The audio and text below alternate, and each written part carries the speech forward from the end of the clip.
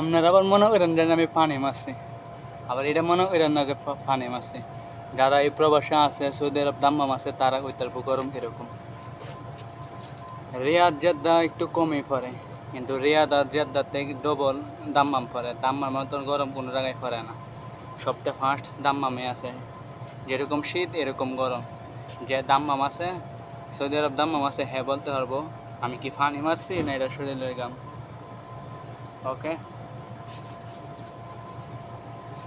বইতেও শান্তি নাই, কাজ করলেও শান্তি নাই, বাইরে বাইরেলেই অশান্তি। এটার কো শখের বিদেশ।